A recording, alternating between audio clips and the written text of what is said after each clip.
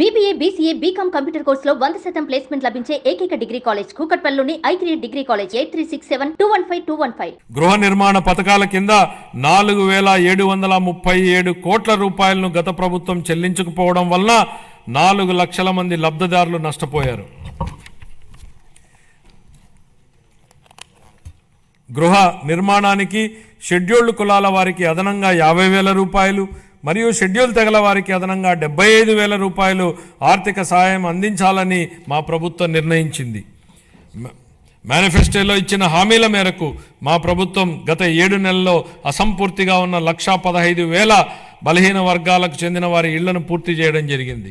ప్రస్తుతం కొనసాగుతున్న ప్రధానమంత్రి ఆవాస్ యోజన పథకాల కింద 26 మార్చి నాటికి 7 లక్షలకు పైగా ఇళ్లను పూర్తి చేయాలని మా ప్రభుత్వం ప్రతిపాదిస్తోంది. అలాగే జూన్ 25 నాటికి 2 లక్షల ఇళ్లను ఆంధ్రప్రదేశ్ టౌన్షిప్ మరియు ఇన్ఫ్రాస్ట్రక్చర్ కార్పొరేషన్ ఏపీ డిడ్కో ద్వారా అందించనున్నాం. 25-26 ఆర్థిక సంవత్సరానికి గాను గృహ నిర్మాణ శాఖకు 6,318 కోట్ల రూపాయల కేటాయింపును ప్రతిపాదిస్తున్నాను. జలవనరులు కరువు రహిత ఆంధ్రప్రదేశ్ దిశగా ఈ భూమిపై ఏదైనా అద్భుతం ఉందంటే అది నీరే అన్న లోరెన్ ఐస్లీ అమెరికన్ ఆంథ్రోపాలజిస్ట్ మాటలు గుర్తు చేసుకుంటున్నాం అధ్యక్ష. ఈ మాట నీటి ప్రాధాన్యతను వివరిస్తుంది అధ్యక్ష. సాగునీటి రంగాన్ని గత ప్రభుత్వం పూర్తిగా నిర్లక్ష్యం చేసింది. ఈ రంగాన్ని విధ్వంసం చేసింది. నీటి కోసం ఎదురు చూసే రాయలసీమ ఉత్తరాంధ్ర రైతులను నట్టేట ముంచింది. జీవనాడి లాంటి పోలవరం ప్రాజెక్టు మొదలుకుని పల్లెల్లో పిల్ల కాలువల నిర్వహణను కూడా సరిగ్గా పట్టించుకోకుండా వదిలేసింది. నిర్లక్ష్యం వల్ల గత ప్రభుత్వం హయాంలో కొట్టుకుపోయిన డ్యాములని చూసాం. వాటి వైపు కన్నెత్తి చూడని పాలకుడిని చూసాం. మరోవైపు తుంగభద్ర డ్యాంలో గేట్లు కొట్టుకుపోతే తెల్లారక ముందే పొరుగు రాష్ట్రానికి పరుగులు పెట్టించిన నేటి పాలకుడిని చూస్తున్నాం. ఇది మాకున్నటువంటి చిత్తశుద్ధి. గరిష్ట స్థాయిలో 10,000 కోట్ల రూపాయలకు పైగా బిల్లుల బకాయిలు ఉండడంతో అన్ని సాగునీటి ప్రాజెక్టుల పురోగతి కుంటుపడింది. తమ కక్ష సాధింపు రాజకీయాలలో భాగంగా గత ప్రభుత్వం దీర్ఘకాలంగా నిలిపివేసిన నీరు చెట్టు బిల్లులు సైతం ఇందులో ఉన్నాయి. 4,600 కోట్ల రూపాయల బకాయిలను చెల్లించి మా ప్రభుత్వం నిలిచిపోయిన ప్రాజెక్టులను పునరుద్ధరించింది. మిగిలిన బిల్లులను కూడా త్వరలోనే చెల్లించనున్నాం. పోలవరం ప్రాజెక్టు ప్రస్తుత మరియు భావితరాల ప్రజలకు జీవితాలను మెరుగుపరుస్తుందని, అలాగే రాయలసీమ ప్రాంతం మరియు ఉత్తర కోస్తా జిల్లాల భవిష్యత్తును మారుస్తుందని మా ప్రభుత్వం బలంగా విశ్వసిస్తోంది.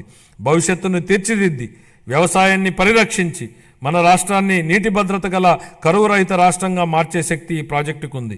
మా ప్రభుత్వం ఈ ప్రాజెక్టు మొదటి దశకు గాను కేంద్ర ప్రభుత్వం నుండి 12,157 కోట్ల రూపాయలను పొందగలిగింది. ఇప్పటికి 73% పురోగతిని సాధించిన ఈ ప్రాజెక్టు 2027 నాటికి పూర్తి కానుంది. గోదావరి జలాలు ఏటా 2,000 TMCల నీరు సముద్ర పాలవుతున్న పరిస్థితి ఓవైపు, నీరు లేక ఎడారిగా మారుతున్న రాయలసీమ ప్రాంతం మరోవైపు. వృధాగవుతున్న నీటిని సద్వినియోగం చేసుకుంటూ ఆంధ్రప్రదేశ్ను కరువు రహిత రాష్ట్రంగా మారుస్తూ రైతుల జీవితాలలో వెలుగు నింపే దిశగా బృహత్తరమైన పోలవరం బనకచెర్ల నదుల అనుసంధాన ప్రాజెక్టును మన గౌరవ ముఖ్యమంత్రి గారు శ్రీకారం చుట్టారు. దీనికోసం ప్రణాళికలు రూపొందించే ప్రక్రియ ప్రారంభమైంది. ఈ బృహత్తరమైన ప్రాజెక్టుకు అవసరమయ్యే 1,000 కోట్ల రూపాయలను సమకూర్చుకోవడానికి ఉన్న అన్ని అవకాశాలను గౌరవ ముఖ్యమంత్రి గారు అన్వేషిస్తున్నారు. దీనిలో భాగంగా గోదావరి నది నుండి 2,000 TMCల వరద నీటిని మళ్లించడం ద్వారా ఈ ప్రాజెక్టు సాకారం కావాలని, చంద్రబాబు గారి కలలు నిజమవ్వాలని మనం అందరం కోరుకుందాం. పెండింగ్ బిల్లుల చెల్లింపుతో పాటు సుపరిపాలన అందించడం వలన పలు ప్రాజెక్టుల పురోగతి మళ్లీ పట్టాలెక్కింది.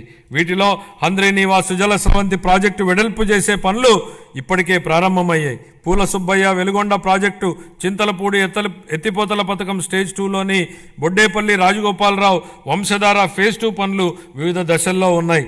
25-26 ఆర్థిక సంవత్సరానికి జలవనరుల శాఖకు 18,019 కోట్ల రూపాయల కేటాయింపును ప్రతిపాదిస్తున్నాను.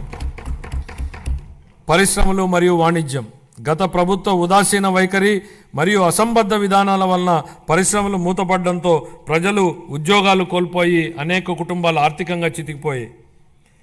రాష్ట్రం నుంచి అనేక పరిశ్రమలు తరిమివేయబడడంతో వ్యాపార వర్గాల్లో భయాందోళనలు నెలకొన్నాయి. స్కూళ్ళల్లో డ్రాప్అవుట్స్ గురించి మనం వింటూ ఉంటాం అధ్యక్ష.